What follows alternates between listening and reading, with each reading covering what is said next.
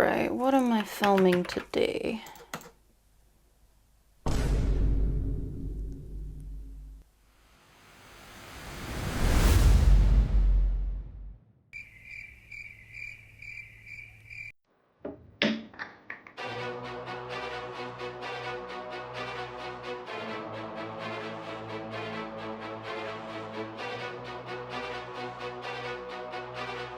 Welcome to a very special episode of our Xena rewatch series where we go through every single episode, rewatch scenes together, and then talk about it all in the post-episode discussion. This episode made me a fan. When I was watching season 1 as a first-time viewer, I just wasn't sure if it was for me. And then I watched this episode and it just did something irreparable to my brain. I hope you stick around for the end of the video because that's when we really get into everything. We also have a great Patreon community if you want to do the full watch-alongs and talk about everything with us. I really hope you enjoy revisiting season 1, episode 24, Is There a Doctor in the House? And that's a really good question because I think we all might need some medical attention by the time we are done with this. The first time that I watched this show, I had no engagement with the community. I was avoiding spoilers and everything, so I wasn't able to talk about the show. It was really weird actually. It'd been a while since I'd experienced a TV show in a bubble. So thank you for allowing me to experience this in a completely new way, because when I sit down to do these videos, I kind of just feel like I have other people in the room with me. Let's just get into maybe the best season finale of the entire show. I don't know, is that controversial? I need to think about it. I think so though. We almost just had an emergency situation where I thought I'd forgotten my notebook. Don't even worry about it, I'm on the case. I really want to pay attention to the direction in this episode.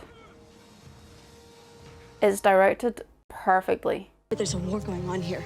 It's so senseless. This one's more senseless than most. It's a civil war, brother against brother. This is really an evergreen episode. The conflict and the pointless loss of life. This really could be written today.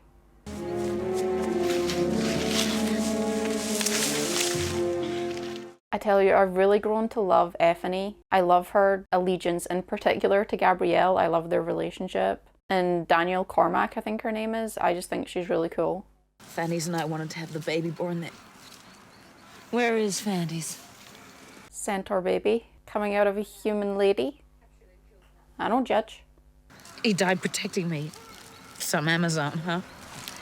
You can't blame yourself. Yeah, you're heavily pregnant. Or I can't bear to think of all the innocents who suffer because of this madness. Someone has to stop it. Look, I did not mean that as a challenge. yeah, you didn't mean it as a challenge, but of course she's taking it that way.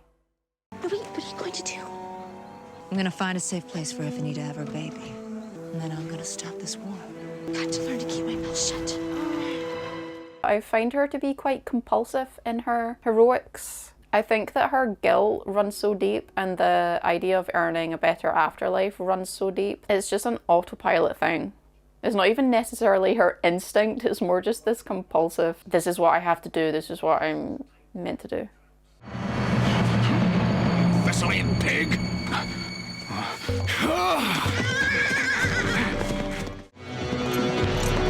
Yeah, but just think about how much you need to dehumanize someone to be able to strike them down so easily because they belong to another group. I mean, that's war, obviously. The outdoor scenes in this aren't shot like specially or anything. It's not especially amazing, but the indoor stuff, mamma mia. Even then though, I love the atmosphere of this. Yikes. They make a real point of saying that Xena wanted to take the shorter route, which is a very throwaway line, but I think potentially that's just introducing this additional thread of guilt when Gabrielle gets hurt, that, you know, she wanted to take a shortcut through a war zone. And she didn't plan on getting involved with the war, it was just a shortcut. I like that though, because this episode, it only works on the condition that you believe Xena really wants to protect Gabrielle, and there's this fault, there's this guilt of taking Gabrielle with her and putting her in these situations. And that we return to obviously throughout the entire series. But I think is really established best here. They're going to want to execute a man of my rank! What rank? Here lies before you the broken body of a good Thessalian. Doesn't Xena accidentally invent CPR in this though? Because she invented everything. You have to remember that the show's position is that Xena and Gabrielle are responsible for pretty much everything. Come on. Here we go though, this is where it turns into a chamber piece, essentially. My soul feels like it's been sliced by a razor. Effany, I know Fantes is gone, but what? That's so rough, poor Effany. You're not alone. Your friends and your family are here with you. Family? Hey, I'm your sister Amazon, remember? Gabrielle. Get in there and do it, scum. General.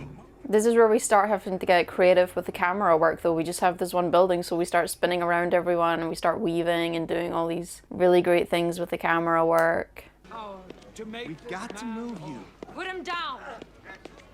Can't you see he's in terrible pain? And it's a TG episode, of course it is. The gods don't care if these men live or die. Yeah, and we've got the tricky balance between religion and science here. Am I supposed to believe some harlot knows more about healing than the priests of Asclepius? Help me! He can't breathe! He's dying! Put him with the other Mitoan. Xena's still very anti-god here. Gods. I think she's more neutral on them as we go on. It's our temple. We decide who will be treated. You, come here. You want to see another Matoan die? It reminds me of an episode of Grey's Anatomy or any other medical drama really where it's a trauma-based episode and you have a bunch of people come in. We're just really like over the shoulders and we're in this stuffy, claustrophobic thing where the camera work is really tight on everyone and we're rarely static. You know what I mean? There's just, and a little bit of shaky cam as well, just this constant frenetic approach that introduces all this panic. I need another pair of hands. Gabrielle! Keep the pressure constant. Don't let go. I do sometimes struggle to believe that Xena was tending to people as a warlord, but it doesn't really matter. I'm using the wrong term here, but almost the tiny crash zooms mid-shot will just go in a little bit tighter quite quickly. Is that a crash zoom? They're usually a bit more emphasized, but they use them a little bit here. It's too late for him, but there are others that can be saved. You need to separate out the ones that can be saved from the ones that can't. I don't know if I can do that. You have to. Lives depend upon it. And this is all great foreshadowing to her talking about you need to know when to let someone go when it's too late, but she can't take her own advice later. Dramatic tension with Xena and Gabrielle is predicated on them breaking their own rules for each other. This isn't so much a rule, it's just her line of thinking right now about knowing who to help, but we always set up these things to break them. And I just like this episode, there's no room to breathe, nothing has room. It's just go, go, go. Mostly one location. There was once this king. He was a brave warrior. He was so proud of his hunting skills that he decided to test them in this sacred forest. She was so angry with him that she turned him into a deer. He became the hunted. The worst thing that can happen to a great hunter. Artemis is cool as fuck. He became so fond of the peaceful ways of the deer that he actually grew to love them. A warrior having to live the life of a deer. It was the best thing that ever happened to him. He became a better king after the experience. A much happier man. Noting. I can't believe I didn't notice that line the first time I watched this, but I had no idea where the show was going. When you know where the show is going, that's literally just a Xena Gabrielle parallel. She's talking about a warrior learning to love the way of the deer, of peace and love, and that being the best thing that ever happened to Xena. That's right. Gabrielle is essentially the way of the deer in that story. Oh my goodness. It doesn't even have to be on purpose or not. Sometimes things just, they happily come full circle. And this show accidentally foreshadows so many things. Now hold the opening of the bladder firmly around the tube. They show quite a lot of blood and guts and stuff. I wouldn't think they would get away with this amount of it. Come on, breathe.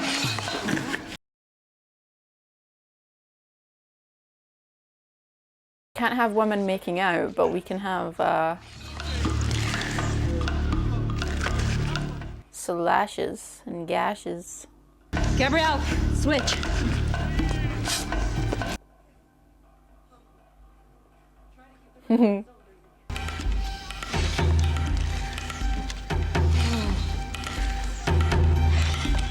This guest character is great too. Murdering our brave soldiers! She must be stopped!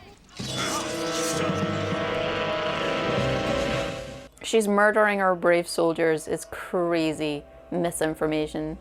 You're gonna have to do better than that. Or do you like seeing people die? Of course not. It's just go, go, go. Every time you think you have a moment, the episode just introduces something else that immediately needs paid attention to. There are all these spinning plates. Gabrielle, stop. Stop. It's over. Just let him go.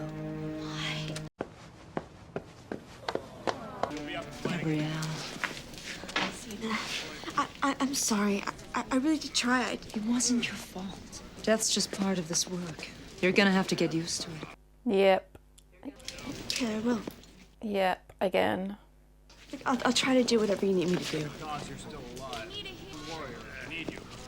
Softy. She shouldn't be here. Why would you bring her into a war zone? Since when are you concerned with people's welfare? Yeah, she doesn't want to hear this stuff because she thinks it herself. They tortured our people to submit to their religion. So the total annihilation of Thessaly is the only solution. We're securing our freedom from these butchers. You're beyond securing your freedom. Evergreen. There wasn't a living thing in sight. Not man, nor woman, nor child. Conflict always extends out, and people who are not at the front lines of it consequently become shrapnel. It was your voice and your smile. You have a remarkable gift for healing. Now that's Xena's specialty. No, honey, it's not. You are a healer, just not in the physical sense. Lord. Do it. In a very basic sense, we are all just meat bags at the end of the day. My body's totaling up. I know, you'll be all right. Oh, give her a bit of time, she'll come up with the epidural as well. Not in time to help Effany, maybe.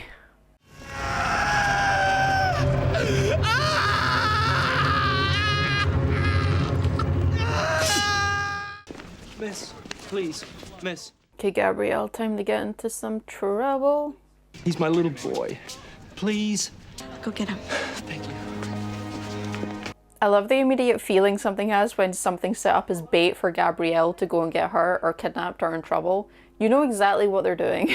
As the audience member, you say, okay, Gabrielle has to take this breadcrumb because she has to go and get hurt. She has to go missing for a little bit so that we can worry about her and then be super happy when she comes back. I don't resent it at all. Where's your husband now? He was killed.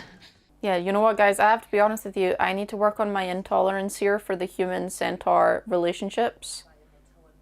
Because I have to be honest, I'm having some intolerant feelings about it, and it's better that I just be honest. You know, we can work through them. My whole family was thrown to a pack of starving wolves for not bowing to their gods. My husband was ripped apart by Matoan hunting dogs while your men watched and laughed. This can't be.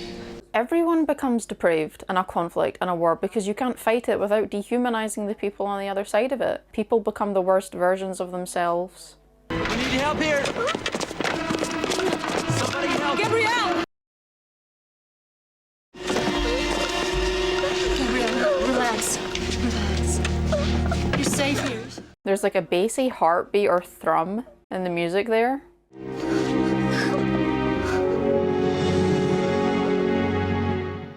Oh boy, oh boy, oh boy.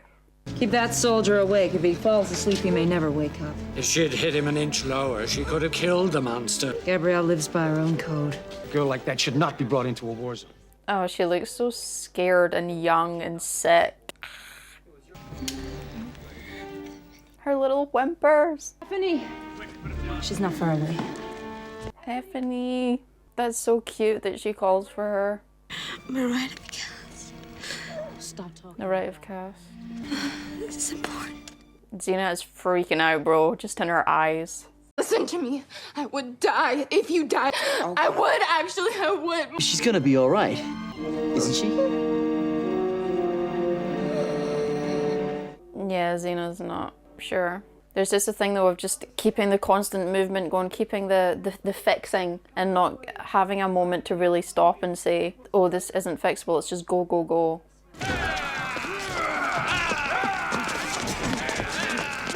A lot of long takes too. And it's so brutal. I love the decision to just have the spattering of blood. Just the flecks of blood over the side of her face.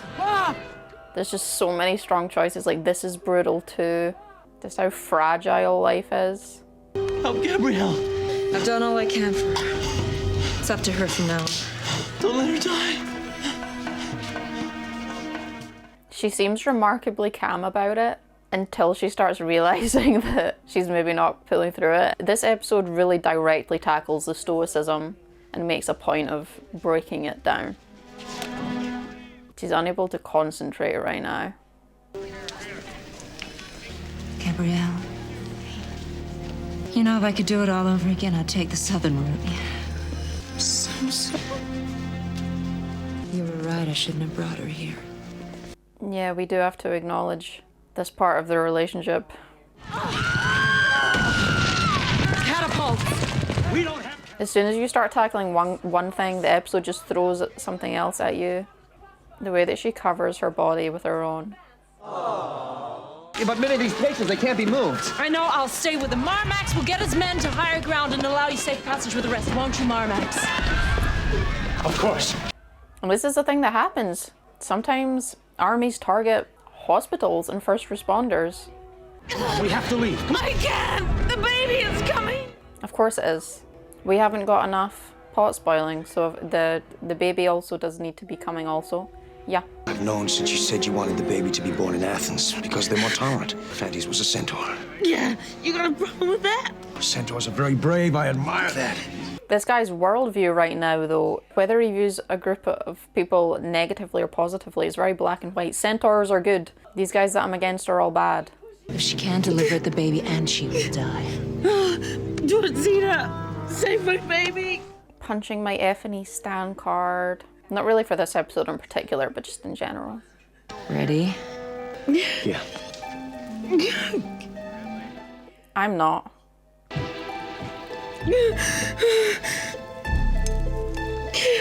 She spends this whole episode being so practical and unemotional, and then you just have these little moments of it being broken down, obviously all in service of breaking it down entirely. And the entire idea of it is so brilliant.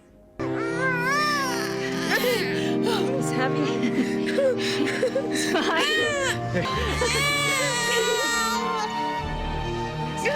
If Gabrielle had died, you could quite easily say this is a cycle of life thing. The baby's born, Gabrielle dies. But obviously they didn't go in that direction. Thank God. It's Gabrielle.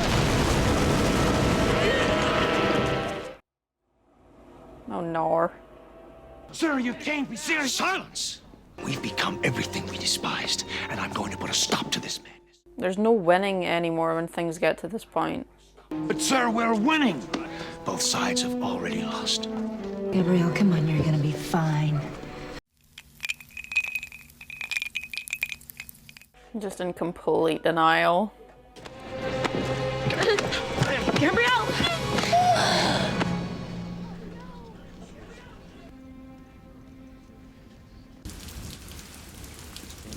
She is not dead.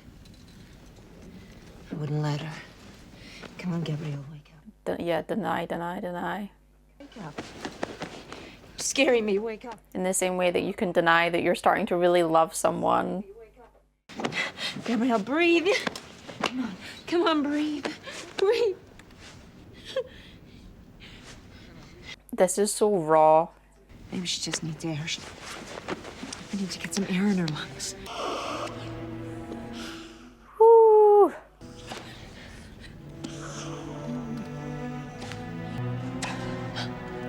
Oh, the goddamn music. Come on, breathe! Xena, stop it. She's in a much better place. Get out of my way! She just can't even consider the idea of losing another person. It's too much. Wake up and breathe.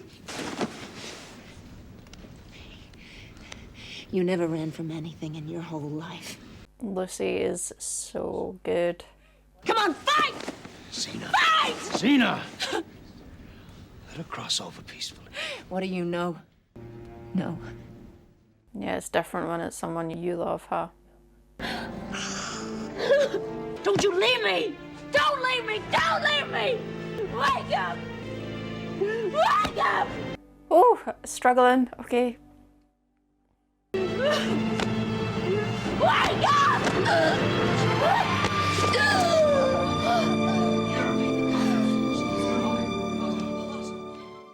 She really does realize she loves her. I'm not saying in love, but I'm saying that she realizes she loves her in this episode.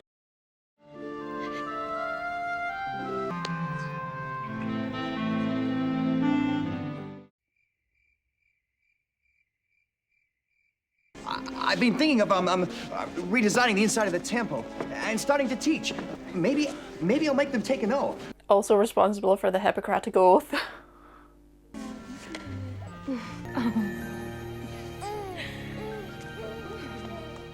That is... There's simply no physical way that that came out of her body. I'm sorry. Yeah, I wanted to thank you for saving my life. I couldn't do it without you. But you're gonna have to rest up for a while. Cute. And I saw my grandmother. You want to hear about it? I can't wait. And Tallis was there. Oh, he says hello, by the way. A nice afterlife waiting for Gabrielle.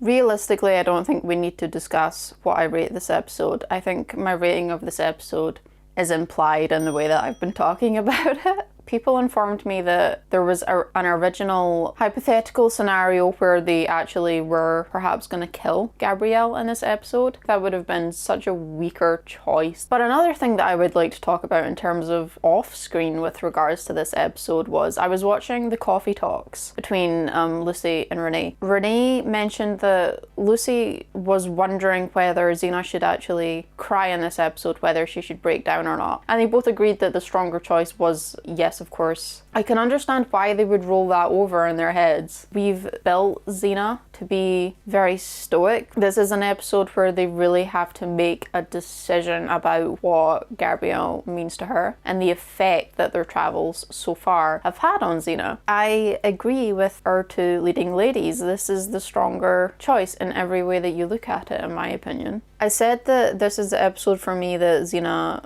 loves Gabrielle, and then I said immediately that I don't feel it's in love, just love. And I'll stand by that. I mean, there are several points in the show that are definite turning points in their relationship. We've had little moments where big leaps happen, but this is the most extreme. Xena doesn't realize how scared she is to lose Gabrielle until she actually is faced with that reality. Gabrielle has made it clear that she's not going to leave Xena, flirted with that idea, and she's come back every single time. So that leaves this thing of, well, the only way that she is going to leave now is that something takes her from me. And I think that establishes a little bit of a different dynamic. That introduces more of a fear-based thing where there has to be an increased protectiveness because you understand now that you two are locked in together and the remaining threat is actually the world around you, which is one of the reasons that Xena's body language and the way she talks to her and the way that she feels about her changes vastly in early season 2. Xena is having more and more romantic feelings and Gabrielle isn't really there yet. In my opinion, Xena arrives much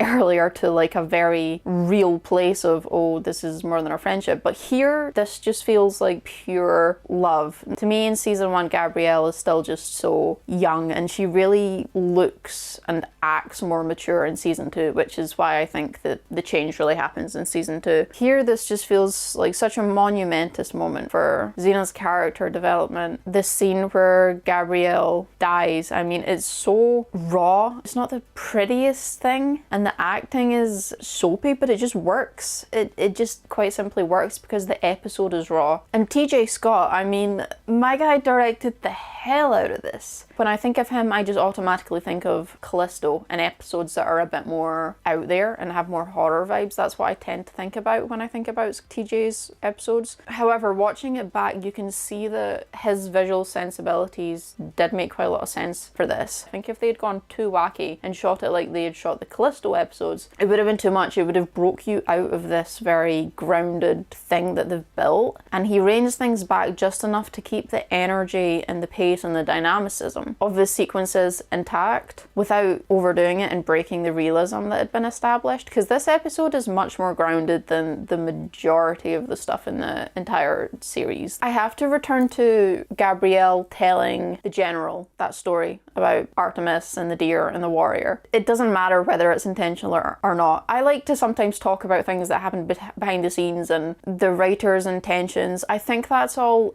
interesting. However, I like to engage with quite simply what is in front of me. So me having seen the entire series, watching that scene and hearing Gabrielle talk about a warrior that had been introduced to the way of peace and love by learning to love the life of a deer, and that turning out to be the best thing that ever happened to the warrior, you can so easily just say, well, yeah, that's Xena and Gabrielle. Xena's the warrior in that story, and Gabrielle is this symbolic kind of representation of the deer. But that's so wild, because the first time I watched the show, I didn't know what was going on later. So that line and that story just did not stick in my mind at all. So that's a super cool full circle moment. This is definitely one of the strongest Lucy Lawless moments. I would say definitely is her outstanding moment of season 1. I love how mean and feral she gets to everyone else when Gabrielle's life is really hanging in the balance. I like that she shouts at people, pushes them, and just reverts to this animalistic version of herself. You can potentially read in that Gabrielle's only been gone for a few moments and she's already starting to regress to this quite challenging version of herself. But here's the thing, right? We were talking about the stoicism being chipped away at here, and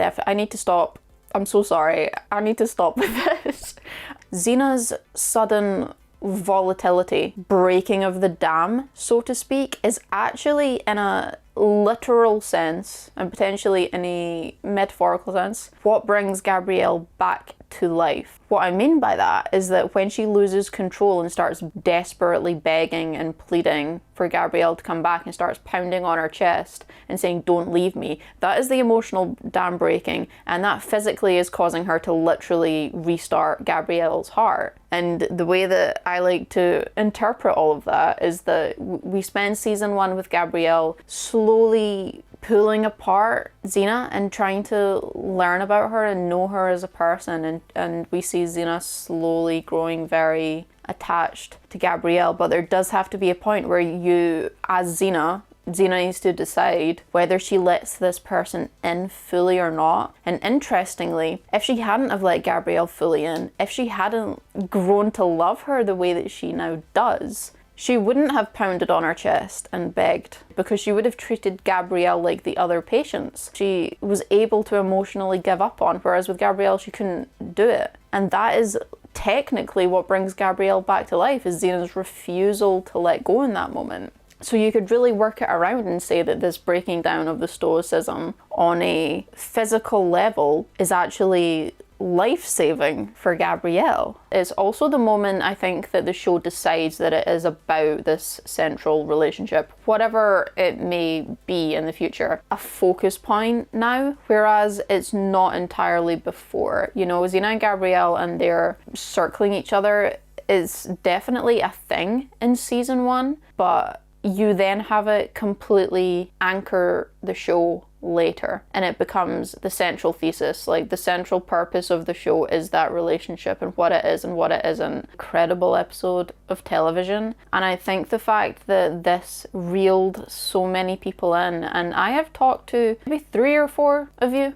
on Twitter, and we've had conversations where we've related to this thing of this episode in particular being the one that turned you into way more of an invested viewer. And I think it speaks to the strength of Xena Warrior Princess, and the strength quite obviously is these two incredible female characters and the show being about their friendship, their love, everything. How rare is it that you have a TV show that is entirely concerned with that? Other things are going on, but it always circles back to them, and the show finds that the most interesting, compelling thing that it has in its arsenal, in its deck of cards. It always returns to this relationship between these two women. That is incredibly rare, not just for 90s television, but for television period. You can probably count on your hand just one of them, the amount of shows that are quite simply about the relationship between two women, about the bad things about it, the good things about it, it breaking down, it being reforged, it becoming stronger, it changing over the years. The series begins and ends with them, period, full stop. Like, are you kidding me? That's dope. If we had TV shows like that more often, I'd be so happy. This stands the test of time and is special because it is unique. Pretty wild to think that it could have gone in so many different directions. Like, can you imagine if they'd gotten rid of Gabrielle? Functionally, what would the show look like? I can't wrap my head around even entertaining the idea of that being a good thing to happen. But, you know, fate always puts things back in place, and fate decided no,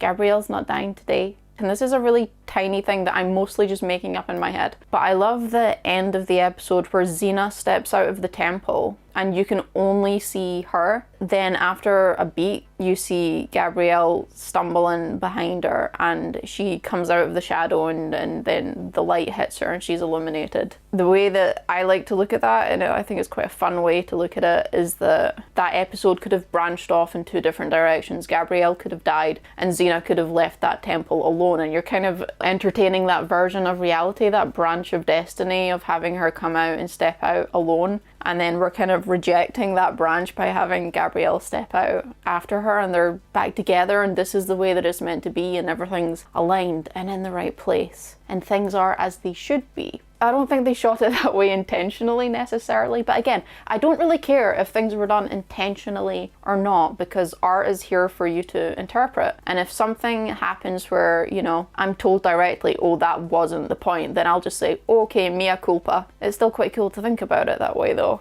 This show has a ton of incongruence behind the scenes because you had tons of different writers, you had actors thinking different things were going on, you had directors with different ideas, and particularly later on with the romantic subtext and eventual explicit relationship. But there is a lot of incongruence in this show, and I think sometimes that can be a little frustrating, but there's other times where you can really then just lean into your subjectivity as a viewer, and you can have fun and find meaning where you want to find it. That's a particular element of this experience that I've really enjoyed. But to be honest with you, I have enjoyed all of it. Not so much the work and the editing and all that. I don't like that. With all that said, I'll see you back here for season 2. Thank you for sticking it out with me, and I hope that you'll come back for season 2. I don't even know what's going to happen to me when I get to season 3. I've been talking about it a lot on Twitter recently, but every single day I'm haunted by season 3 thoughts. So I think when we get to that season, a lot of you are probably gonna never want to talk to me again, because I'll probably say some things that